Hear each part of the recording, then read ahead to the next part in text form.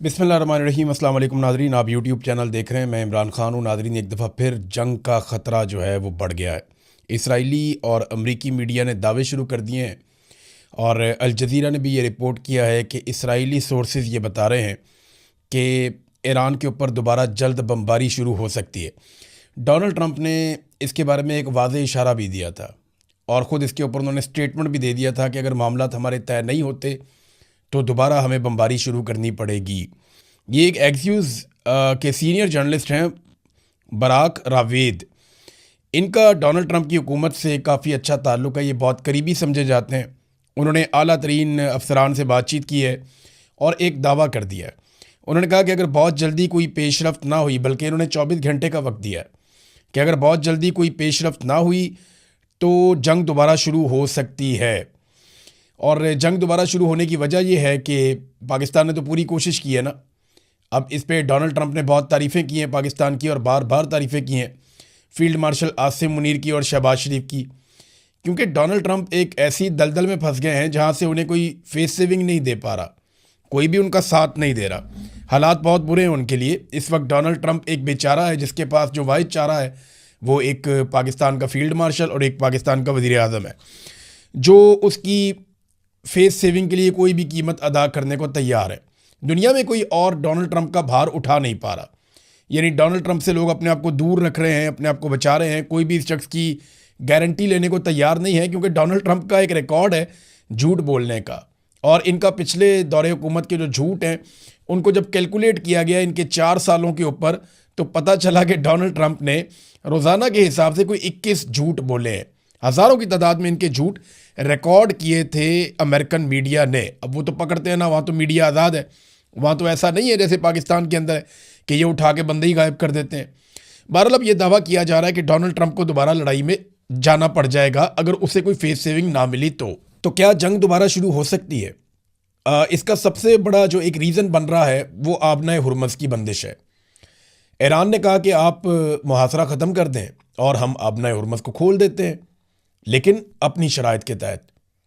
America ने यह कहा कि आबनाए हुरमज़ हमने ताकत से खुलवा ली और हमारा मुहासरा जारी रहेगा। अब एक नया प्लान भी अमेरिका ने बनाया, वो प्लान मैं आपके सामने रख देता हूँ। ये वॉल स्ट्रीट जर्नल की रिपोर्ट है। ये रिपोर्ट क्या कह रही है? इस रिपोर्ट के मुताबिक अमरीकी हुकाम का कहना है कि अमरीकी फ़ौज ने आने वाले दिनों में ईरान से मुंसलिक बहरी जहाज़ों पर सवार होने और उनकी तलाशी लेने और उनको तहवील में लेने की तैयारियां शुरू कर दी हैं। रिपोर्ट के जो अहम नुकात हैं वो क्या है? कार्रवाई का मकसद ये है कि ये इकदाम ईरान के खिलाफ जारी बहरी नाकाबंदी को मज़ीद सख्त करने की हिकमत अमली का हिस्सा है, जिसका मकसद ईरान की तेल की बरामदात और दीगर ममनुआ सामान की तरसील को रोकना है। बैनुल-अक़वामी पानियों में कार्रवाई।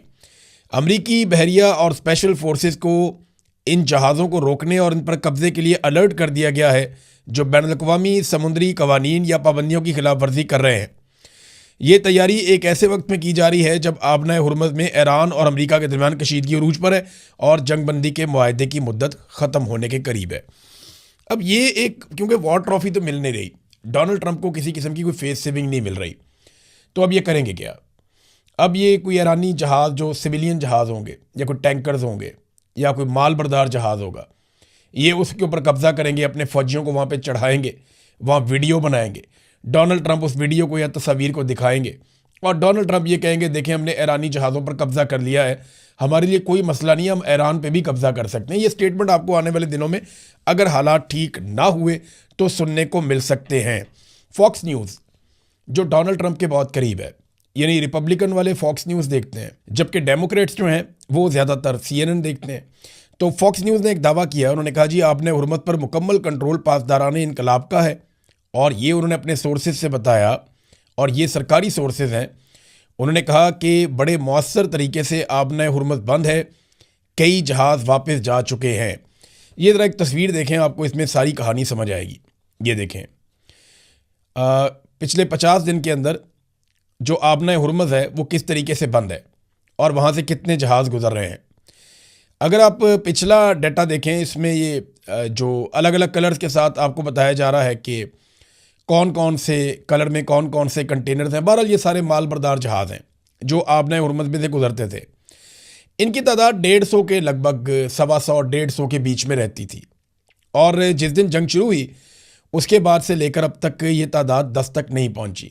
सिर्फ गुज़िश्ता चंद दिनों में जब हालात बेहतर हो रहे थे तो ये तादाद 15 तक पहुंची, उसके अलावा ये कभी भी ज़्यादा नहीं हुई। तो ये तकरीबन ना होने के बराबर आबना हुर्मुज़ का इस्तेमाल रह गया है। अब ईरान जो है वो ये कहता है कि यहाँ पे आप हमें सिक्योरिटी टैक्स दें और यहाँ से गुजर जाएं। इसके ऊपर बाकायदा खबरें छपी हैं और आबना हुर्मुज़ पर सिक्योरिटी टैक्स देने वालों को तरजीहन पहले गुजरने देंगे, ईरान ने यह भी ऐलान कर दिया है। बाकायदा इसके ऊपर आर्टिफिशियल इंटेलिजेंस की तस्वीर जारी की गई हैं जिसमें मुख्तलिफ ममालिक के झंडे लगे हुए जहाज़ वहाँ से गुजर रहे हैं और ईरान ने एक टोल टैक्स लगाया हुआ है। वहाँ पे उनके पासदारान इनकलाब की यूनिफॉर्म में लोग बैठे हैं और वो जो गुजरने वाले जहाज़ हैं उनसे पैसा ले रहे हैं और उनको गुजरने की इजाज़त दे रहे हैं। वैसे इस अदायगी को बिटकॉइन के अंदर या चाइनीज़ करेंसी के अंदर तरजीहन ईरान ने कहा है कि जनाब किया जाए। अब ये बाकायदा ईरान ने कहा कि हम यहाँ से गुजरने देंगे लेकिन हमारी शराइत के मुताबिक। कालीबाफ ने इसके ऊपर एक स्टेटमेंट भी जारी किया है। पहले कालीबाफ का एक स्टेटमेंट देखते हैं ताकि आपको आइडिया हो जाए कि वो अब क्या कह रहे हैं। एक्चुअली जब ईरान ने कल बंद किया फौरी तौर पे आबना हुर्मुज़ को तो वो रिएक्शन था ईरान का। डोनाल्ड ट्रंप ने ऊपर नीचे ऐसे स्टेटमेंट दे दिया ना कि आसिम मुनीर ने 3 दिन बड़ी मेहनत की है, ईरान में जाके बड़ा जोर लगाया, एक आदमी इतना ही कर सकता है।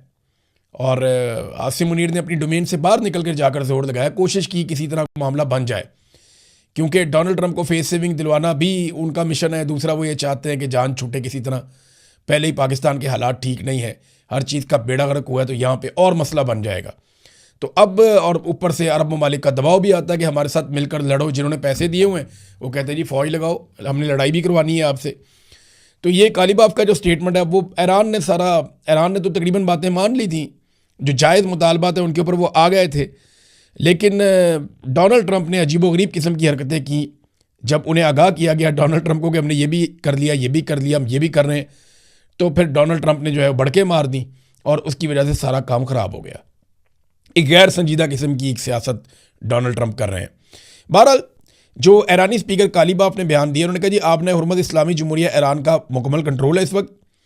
हमने बारूदी सुरंगें साफ़ करने के लिए जो अमेरिका कोशिश करने के लिए आया था, इसे जंगबंदी की खिलाफ वर्जी तस्वुर किया हमने। सूरत हाल तसादुम के इंतहाई करीब पहुँच गई थी लेकिन दुश्मन पीछे हट गया।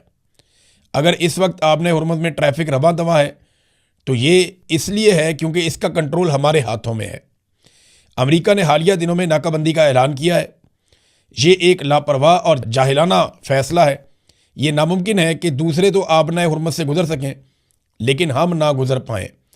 अगर अमेरिका ने नाकाबंदी ख़त्म ना की तो आबना हुर्मुज़ से आमदरफ्त को यकीनी तौर पर महदूद कर दिया जाएगा। वो तो पहले ही बहुत महदूद है, हालात इतने अच्छे तो हैं नहीं आबना हुर्मुज़ में। भारतीय जहाज़ के ऊपर एक पे फायरिंग हुई है, भारतीय कंटेनर वहाँ से जा रहा था टैंकर, उसके ऊपर जो है वो फायरिंग का वाक़या हुआ है। वहाँ पे भारत में ईरानी सफ़ीर को तलब करके उससे जवाब मांग लिया गया है कि जनाब हमारे जहाज़ों के ऊपर फायरिंग हो रही है, हम तो इस लड़ाई का हिस्सा भी नहीं है। तो वो इंडिया को अपना प्रॉब्लम है, लेकिन ईरान के लिए मसला ये है कि वो नाकाबंदी जो अमेरिका ने की है उसके बाद उनकी फ़ौज को बड़े सख्त अहकामात मिले और वो अब किसी को गुजरने नहीं दे रहे। कालीबाफ ने एक और बात की है कि दुश्मन ने बहुत सारे मंसूबे बनाए जो कि नाकाम हो गए। उन्होंने एयरफोर्स तबाह करने का मंसूबा बनाया, वो नाकाम। मिसाइल सलाहियत ईरान की ख़त्म करने का मंसूबा बनाया, वो भी नाकाम। नेवी के खात्मे का मंसूबा बनाया, वो भी नाकाम। ज़मीनी हमले का एक मंसूबा बनाया ईरान के अंदर, वो भी नाकाम। और अब आबना हुर्मुज़ को खुलवाने का मंसूबा बनाया। इन सारे मंसूबों में हमारा दुश्मन नाकाम रहा है। ये बात की कालीबाफ ने, जो मुज़ाकराती टीम के हेड हैं। अब अल जज़ीरा ने एक खबर जारी की है जिसमें अमेरिका के मिलिट्री ऑफिशियल्स ने ये दावा किया है अमेरिकी मीडिया के सामने कि ईरान के पास अब भी कम से कम 40% उनके जो ड्रोन्स हैं उनका स्टॉक बरकरार है। यानी जो ड्रोन्स ईरान ने पहले चलाए, मिसाइलों के बारे में कोई स्टेटमेंट नहीं दिया उन्होंने, लेकिन ड्रोन्स के बारे में उन्होंने कहा जी कि हमें खदशा है कि ईरान के पास अगर सारे नहीं हैं तो 40% कम से कम ड्रोन्स उनके पास मौजूद है। जबकि ईरान का दावा है कि उन्होंने अपने 30% से भी कम हथियार इस्तेमाल किए। अलग अलग बातें करते हैं। अब अमेरिका का दावा है कि हमने बहुत हथियार ईरान के ज़ाया कर दिए हैं, ईरान का दावा नहीं जी हमारे पास बहुत बल्क में पड़े हैं। ऐसा दावा भी किया गया था कि ईरान के पास गालिबन कोई 80,000 के करीब ये शायद ड्रोन मौजूद हैं। अब पता नहीं इतने हैं या नहीं, लेकिन बहुत बड़ी तादाद में वीडियोस तो पहले जारी की गई थी। और जिस तरह ईरान ने चलाया उससे तो ये अंदाज़ा होता है कि उनके पास इनकी मिकदार काफ़ी ज़्यादा है, वो कम नहीं है। अब नाज़रीन, एक तरफ जो है वो डोनाल्ड ट्रंप कोशिश कर रहे हैं, फील्ड मार्शल कोशिश कर रहे हैं, कोई फेस सेविंग मिल जाए, कोई मामला किसी तरफ चला जाए, जान छूट जाए, लड़ाई ना लड़नी पड़े, क्योंकि अमेरिका को अकेले लड़ने की आदत नहीं है। ये लड़ाई उन्हें अकेली लड़नी पड़ी तो उनके लिए बड़ी मुसीबत बन जाएगी। दुनिया के अंदर उनके पास सुपर पावर होने का एक स्टेटस है, वो दुनिया का सेवियर कहलाते हैं, लेकिन जब वो तबाही फैलाएंगे और दुनिया उन पर तनकीद करेगी तो अमेरिका पहले जैसा नहीं रहेगा, उनके लिए प्रॉब्लम हो जाएगा आलमी सतह के ऊपर। तो अमेरिका को इत्तेहादी तो मिले नहीं। अब इत्तेहादियों के बगैर अमेरिका लड़ाई लड़ना नहीं चाहता, तो डोनाल्ड ट्रंप को फेस सेविंग के लिए अब यही हमारे वाले लोग मिले हुए हैं, आसिम मुनीर साहब, शहबाज शरीफ साहब, ये कोशिश करें तो डोनाल्ड ट्रंप ने इनके लिए एक इनाम भी मुकर्रर किया है। लेकिन साथ ही साथ मैं आपको ये भी बता दूं कि मिडल ईस्ट के अंदर अमेरिकी नकलो हरकत जो है वो बहुत तेज़ हो गई है, बहुत तेज़ हो गई है। उनके जो तैयारे हैं, जो हथियार लेकर आते हैं, माल बरदार तैयारे, वो बहुत तेज़ी से मिडल ईस्ट में नकलो हरकत कर रहे हैं और बहुत तेज़ी से हथियार मिडल ईस्ट में पहुँचाए जा रहे हैं। उनके बहरी बेड़े जो हैं वो मुख्तलिफ एरियाज़ में आकर खड़े हो गए हैं, लंगर अंदाज हो गए हैं। जंगबंदी की मुद्दत का उन्होंने फ़ायदा उठाया है और अब अगर दोबारा जंगबंदी का पाकिस्तान की जानिब से या तुर्की की जानिब से या किसी और मुल्क की जानिब से मुतालबा किया जाता है तो ईरान की जानिब से हो सकता है ये मुतालबा भी किया जाए कि अमेरिका को रोका जाए कि वो खित्ते के अंदर जंगी साजो सामान की तरसील बंद करे। अब जंगी साजो सामान की तरसील बहुत बड़े पैमाने पर हो गई है, यानी अब अगर अमेरिका ने ईरान के ऊपर अटैक किया तो वो पहले से कई गुना ज़्यादा हो सकता है जितने बड़े पैमाने पर उन्होंने वहाँ पे हथियार पहुँचाए हैं।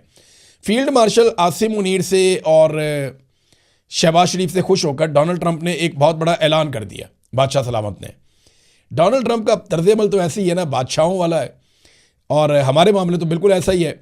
तो डोनाल्ड ट्रंप ने कहा, I want to repay great field marshal and prime minister of Pakistan for what they have done for the world and specially for United States, कि दुनिया के लिए और अमेरिका के लिए जो खिदमात सर अंजाम दी हैं। पहले नाम लिया फील्ड मार्शल का, फिर शहबाज शरीफ का। डोनाल्ड ट्रंप को आहिस्ता आहिस्ता पता चल गया इन दोनों में सीनियर कौन है और जूनियर कौन है, तो डोनाल्ड ट्रंप ने पहले नाम लिया फील्ड मार्शल का, फिर बाद में नाम लिया शहबाज शरीफ का। वो भी समझ गया कि अर्दली कौन है और ऑफिसर कौन है, तो फील्ड मार्शल का नाम पहले लिया, शहबाज शरीफ का नाम बाद में लिया, और ये कहा कि हमारे लिए बड़ी खिदमात इन्होंने सर अंजाम दी हैं तो मैं इन्हें एक इनाम देना चाहता हूँ। आई टॉक टू फीफा, मैंने फीफा से बात की है, ये फुटबॉल की जो फेडरेशन है, वर्ल्ड कप आने वाला है, FIFA president, to get him to add Pakistan football team in coming world cup और थ्रो आउट एनी नेटो team to make some room. वो कह रहे नेटो की कोई एक आधी टीम बाहर निकालो फीफा वर्ल्ड कप में से और पाकिस्तान की टीम को फीफा वर्ल्ड कप के अंदर डाल दो। यानी अपने लिए नोबेल पीस प्राइज़ और हमारे लिए सिर्फ वर्ल्ड कप के अंदर पार्टिसिपेशन। पता है पाकिस्तान टीम की क्या दुर्गत बनेगी?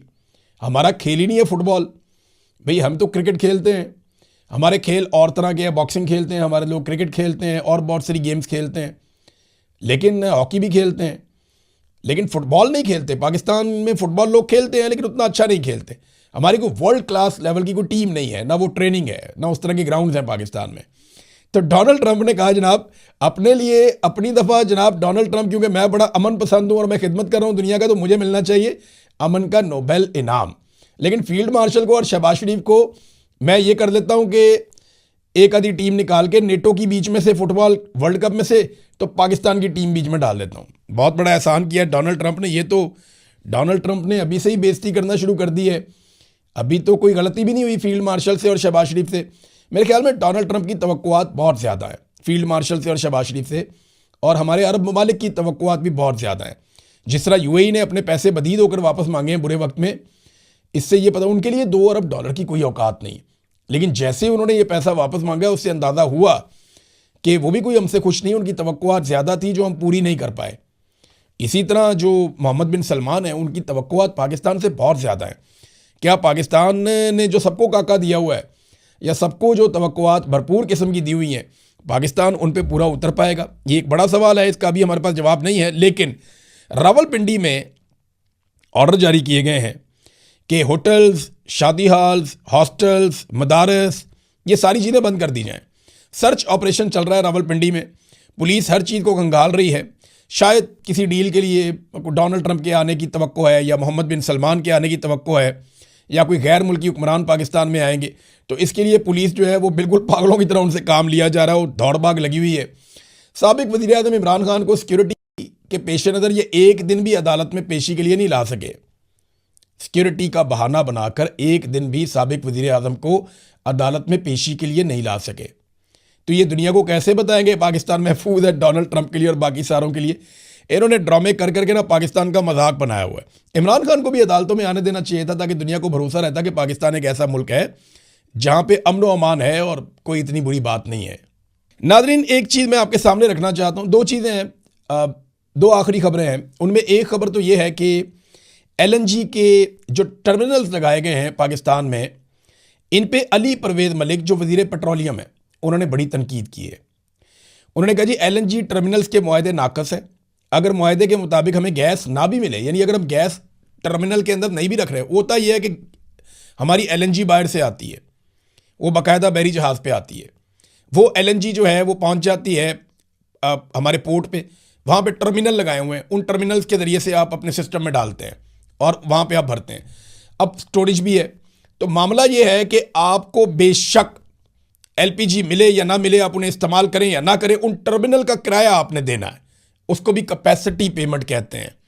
और ये $15 मिलियन की कैपेसिटी पेमेंट आपको करनी पड़ती है। $15 मिलियन ठीक ठाक अमाउंट है, ये आपको देने पड़ते हैं। आप उसको इस्तेमाल करें ना करें, कैसी दिहाड़ी लगाई अगलों ने। एक दफ़ा उन्होंने वो एक फैसिलिटी बनाई और नवाज शरीफ ने और शहबाज शरीफ ने उनको ऐसा नवाजा, उनके साथ ऐसा मुआहदा किया कि हम LPG लें या ना लें, हम आपको इसका किराया देते रहेंगे। $15 मिलियन आप हमसे वसूल करते जाइएगा। आपकी मौजें लग गई हैं। ये मुआहदा किया है इन्होंने पाकिस्तान के साथ। इनका अपना वजीर कह रहा है कि ये कोई सरपाँव ही नहीं है, इसका वो सर पकड़ के बैठा हुआ है। इनका अपना वजीर है अली परवेज़ मलिक। और ये मुआहदा किसने किया था? नवाज शरीफ की काबीना ने, नवाज शरीफ ने। शाहिद खाकान अब्बासी उस वक्त वजीर था, इन्होंने ये मुआहदा किया था। अंदाज़ा करें आप, इन्होंने पाकिस्तान को कैसे कैसे लूटा है।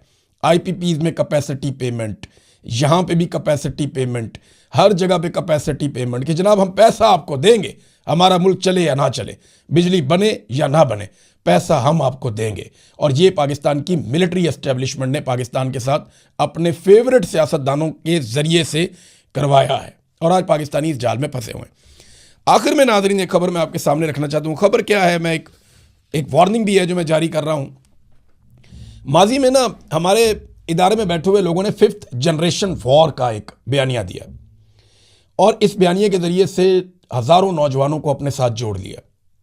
हज़ारों नौजवान 5th जनरेशन वॉर के लिए वॉरियर बन गए थे माजी में, लेकिन जब हक़ाइक़ खुले, इमरान खान साहब ने एक बयानिया बनाया, वो सारे समझ गए जनाब गेम तो कुछ और है।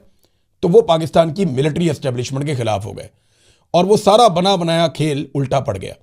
अब एक मरतबा फिर जो है वो 5th जनरेशन वॉर का तजर्बा नाकाम होने के बाद कुछ आगाही का तजर्बा किया जा रहा है और इसमें बड़े पैमाने पर जो है वो सरकारी इदारे के अंदर जो लोग काम करते हैं बेचारे, उन सबको जो है वो इस काम पे लगा दिया गया है। गालम बलोच के ऊपर, बदतमीज़ी करने के ऊपर हज़ारों अकाउंट्स बनाकर तो उनसे भी अब वही बेहूदगी करवाई जा रही है। ये इंतहाई नाक़िस हिकमत अमली है, ये कल को गले पड़ेगी और मैं लिख कर देने के लिए तैयार हूँ कि ये भी कल को गले पड़ेगी। वजह यह है कि आप जिसको सोशल मीडिया पे ले आते हैं ना, उसको आज नहीं तो कल नहीं तो परसों, वो सोशल मीडिया पे सिर्फ लिखता नहीं है, वो पढ़ता भी है। वो जितना लिखता है उससे ज़्यादा पढ़ता है। तो ये बात आप ज़हन में रखें कि पढ़ने से शऊर आता है और इन लोगों को जब शऊर आएगा ना तो ये हज़ारों लोग भी आपके गले पड़ जाएंगे। और जो इस वक्त हुकूमत है जो इस तजर्बे में शामिल है, यानी इदारों को सियासत में घसीटने का क्या फ़ायदा। मोहसिन नकवी ने कहा कि आसिम मुनीर अपना हर वादा पूरा करते हैं। मैं कहता हूँ आसिम मुनीर साहब कौम से कोई वादा करें ही ना, हमें कोई वादा उनसे चाहिए ही नहीं। वो सिर्फ अपना हलफ पूरा करें कि वो कभी सियासत के अंदर दखल अंदाजी नहीं करेंगे, वो कभी सियासत के अंदर हिस्सा नहीं लेंगे। सिर्फ इतना कर लेना, हर फौजी, हर पुलिस वाला, हर ब्यूरोक्रेट, हर आदमी अपने हलफ की पासदारी कर ले तो पाकिस्तान कहाँ से कहाँ चला जाए। अब तक के लिए इतने, अपना ख्याल रखिएगा, अपने चैनल का भी। अल्लाह हाफ़िज़।